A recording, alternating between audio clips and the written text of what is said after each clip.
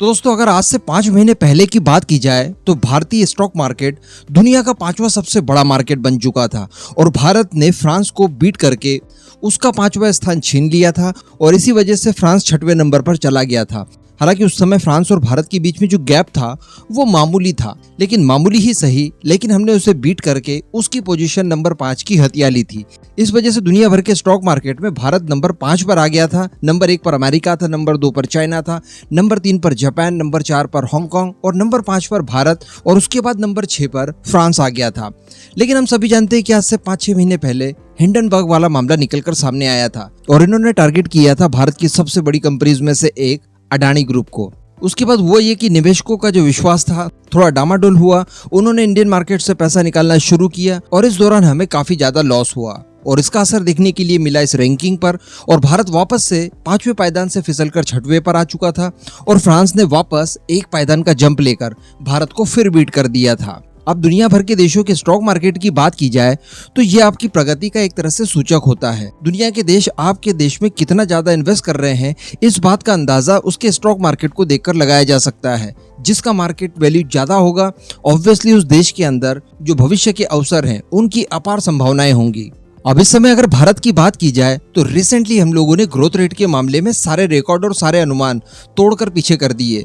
बताया जा रहा था कि भारत की जो अर्थव्यवस्था है वो 6.2% की दर से आगे बढ़ेगी, लेकिन जब रिजल्ट निकल कर आया तो पता चलता है कि 7.2 की ग्रोथ रेट हम लोगों ने हासिल की। इसी के साथ साथ भारत दुनिया की 5वीं सबसे बड़ी अर्थव्यवस्था बन चुका है, सबसे ज्यादा पॉपुलेशन वाला देश है। दुनिया भर के निवेशक भारत के अंदर निवेश करना चाहते हैं। इसके पीछे का कारण यही सारी हमारी मेहनत है। आप इंपोर्ट एक्सपोर्ट से लेकर मैन्युफैक्चरिंग तक सभी क्षेत्रों में लगभग देख लीजिए, भारत बहुत अच्छा कर रहा है। तो जब भारत इस लेवल से ग्रोथ करना शुरू करेगा तो डेफिनेटली भारत की जो कंपनीज है उनकी वैल्यू बढ़ेगी। इनके अंदर विदेशी निवेशक ज्यादा ध्यान देंगे, ज्यादा इन्वेस्ट करने की कोशिश करेंगे। उन्हें पता है कि अगर यहाँ पर निवेश किया तो इन फ्यूचर हमारा निवेश कई गुना बढ़ना है, तो जो बीच में लाभ होगा उसी लाभ के लिए ये लोग अब भारत की कंपनियां चुन रहे हैं। तो बताया जा रहा है कि आज 5 महीने बाद हिंडनबर्ग के मामले के बाद 5 महीने बाद दोबारा से ये इंडेक्स जारी हुआ है और दुनिया भर के स्टॉक मार्केट में भारत का स्टॉक मार्केट अब नंबर 5 की पोजीशन पर वापस आ गया है। और बड़ी बात यहाँ पर देखने के लिए ये मिली कि इस बार जो हम लोगों ने फ्रांस को पछाड़ा है वो अच्छे खासे मार्जिन से पछाड़ा है। तो अब फ्रांस वापस से कमबैक करके भारत को पछाड़ कर नंबर 5 की पोजीशन ले ले, ये संभव नहीं है। चलिए आगे जानते हैं कि क्या है रैंकिंग पूरी दुनिया की। तो दोस्तों हमेशा की तरह अमेरिका नंबर 1 पर रहा है, जिसका कैपिटलाइजेशन सबसे ज्यादा रहा है यानी $44.5 ट्रिलियन।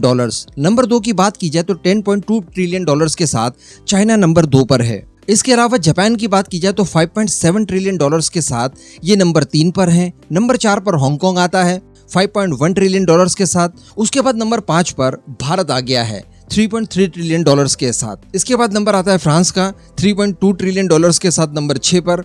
नंबर 7 की बात की जाए तो यूके है 2.9 ट्रिलियन, फिर सऊदी अरेबिया है 2.8 ट्रिलियन। इसके बाद कनाडा आता है 2.7 ट्रिलियन। इसके बाद जर्मनी का नंबर है 2.4 ट्रिलियन।